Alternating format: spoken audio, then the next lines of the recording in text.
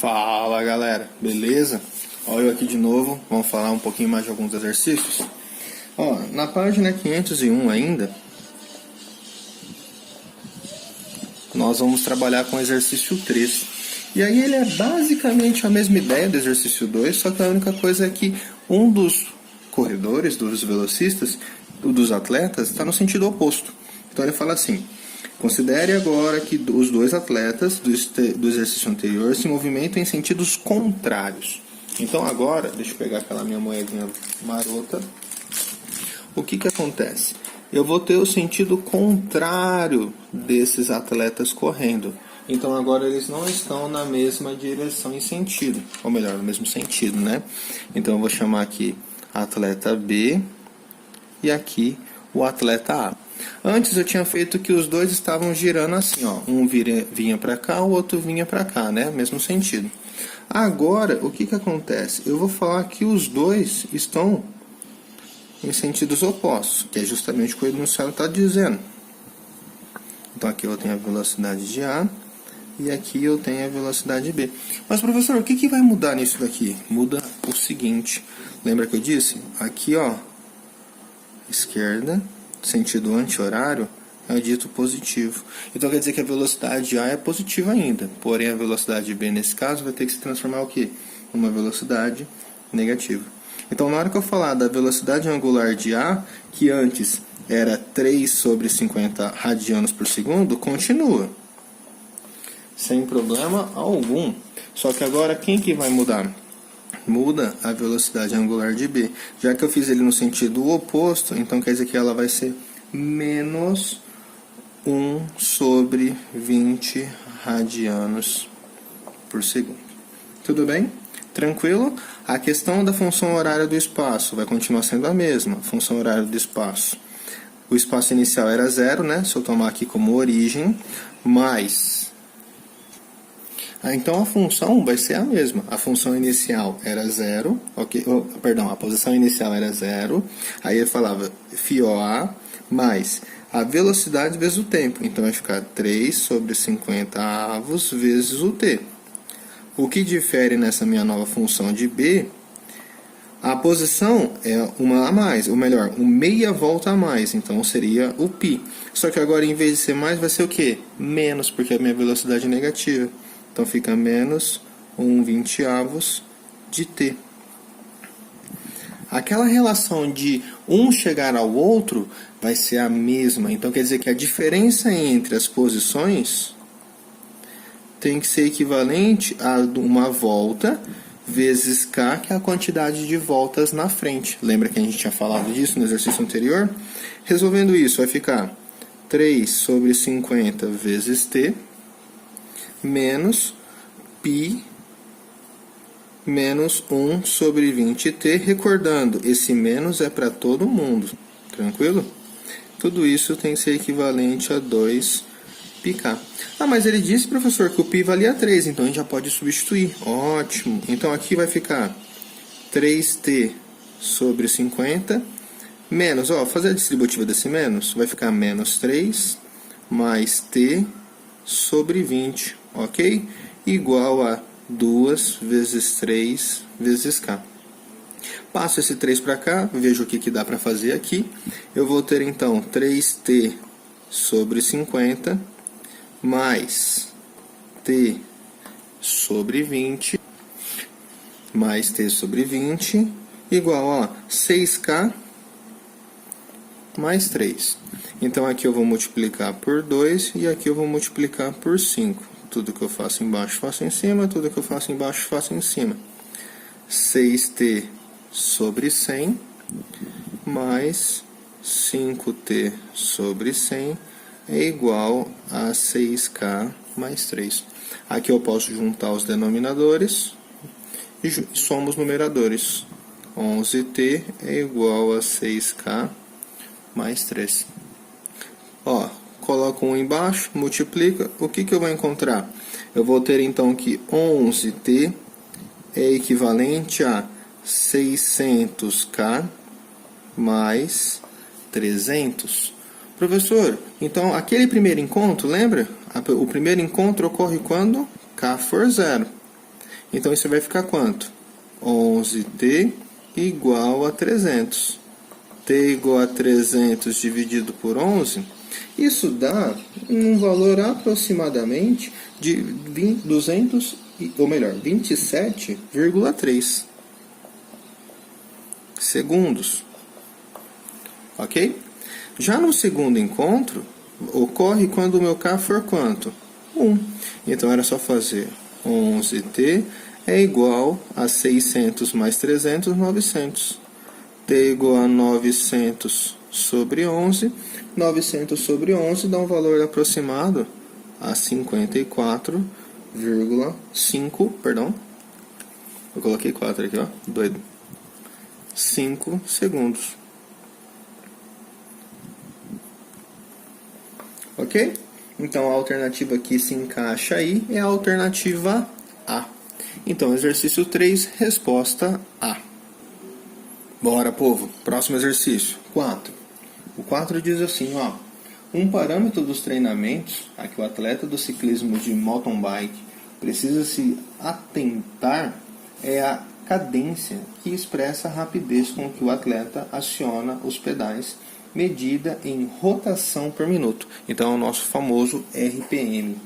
Em uma bicicleta de mountain bike, o movimento de rotação dos pedais é transmitido para a roda traseira através de uma corrente que interliga duas peças, a coroa e o cacetete. A figura a seguir ilustra esse sistema. Aí na imagem vocês podem ver bem ilustrado que existe o pedal, ok? É onde você faz a força. Esse pedal vai levar direto para a coroa, essa coroa interligada com a catraca através das correntes. Aí ele diz o seguinte: suponha que um ciclista percorra um trecho de uma estrada de terra, mantendo sua velocidade escalar e sua cadência constantes, sem mudar de marcha. Considere em sua bicicleta. Primeiras informações: o comprimento da pedivela, que seria a ideia do pedal, ok? 175 milímetros. O raio da coroa, 60 milímetros. O raio da catraca utilizado, 40 milímetros. E o raio do pneu, 32 centímetros. Fechou? Nessas condições, sabendo-se que a velocidade escalar instantânea dos pedais é igual a 1,4 metros por segundo, determine A. Então, vamos lá. Item A. Eu quero saber a cadência desenvolvida pelo ciclista e considere π igual a 3. Então, o que seria essa cadência? A cadência é o ritmo. E esse ritmo, então, seria uma ideia de frequência. Tudo bem? Então, a primeira coisa que a gente tem que entender é o seguinte. A gente pode entender que essa frequência, pelo que o enunciado está falando, ela é dada em RPM, que é aquela ideia de rotação por minuto. Tudo bem? Então a gente pensa assim, a partir do movimento dos pedais, que é uniforme, que ele falou que se manteve, pode-se calcular seu período de rotação, que é o mesmo dos pedais. Então, para uma volta completa, como que a gente pode calcular isso daí? Ó? Então a gente vai ter que lembrar. A velocidade é a variação do espaço sobre o tempo, só que o espaço nesse caso é uma circunferência, então é 2π raio sobre o meu período. Só que esse raio aqui é o raio do pedal. E quanto que é o raio do pedal que eles nos forneceu? Professor, o raio do pedal aí vale 175 milímetros. Beleza. Então, ó, vamos lembrar o seguinte. E qual que é a velocidade que ele está fazendo nos pedais? No texto ele disse que é 1,4 metros por segundo. Então, pera lá. A velocidade está em metros, o raio está em milímetros. Isso não está legal, então a gente vai ter que mexer. Então, ó, eu sei que a velocidade é de 1,4.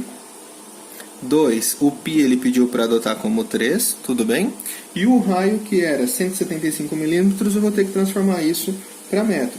Milímetro para metro é quantas casas? 3 casas. Então é o próprio 0,175. Fechou? Sobre o tempo. Opa, pera lá.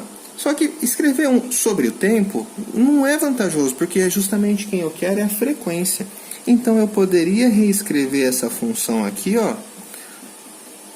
Professor, então em vez de eu escrever velocidade é igual a 2π sobre r, eu poderia escrever de uma forma mais rápida. Putz, é verdade, bem pensado. Eu poderia falar que a velocidade é 2 vezes π vezes o raio vezes a frequência. Putz, bem melhor. Porque olha só quem é a velocidade, a gente acabou de falar. 1,4 metro por segundo. 2 é uma constante, 3 ele falou que é o valor do π. O raio é os 175 milímetros, só que eu vou ter que transformar isso em metros. Opa, ó, eu esquecendo 7. Tem que jantar, né? É por isso, certeza.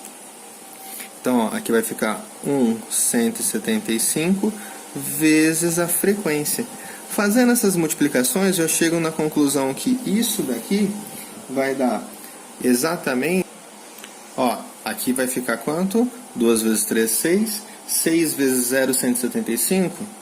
1,05 vezes a frequência. Ó, se esse 1,05 dividindo, 1,05, perdão, dividindo, eu vou ter o seguinte. 1,4 sobre 1,05 é igual à minha frequência. Professor, ó, coloco um zero aqui, posso cancelar as casas. Ok, então a frequência está 140 por 105. Vamos ir no simplificar? Vamos simplificando. Ó, simplificando aqui por 5, a gente vai ter 28, né? 14 para 5, 2, ok, sobra 2, sobre 2 não, sobra 4.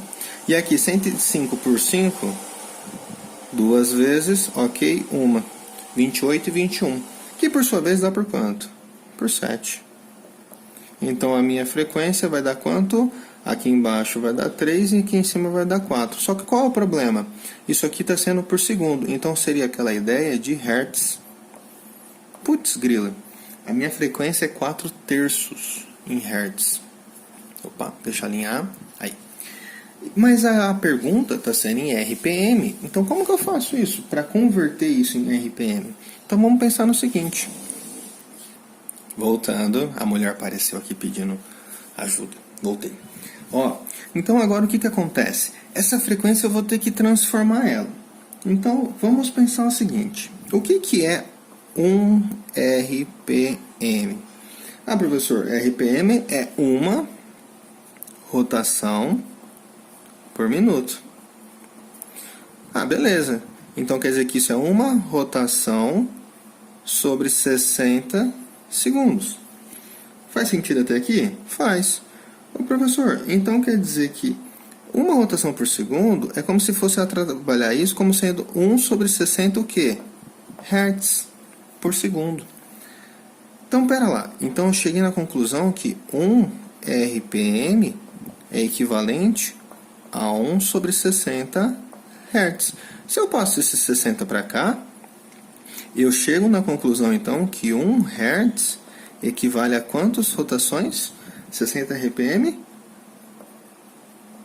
Ah, beleza. 1 Hz equivale a 60 RPM. Mas, professor, eu não tenho 1 Hz, eu tenho 4 terços de Hz. Então, vamos lá. A minha frequência é 4 terços de Hz, mas quanto que vale 1 Hz? 60 RPM.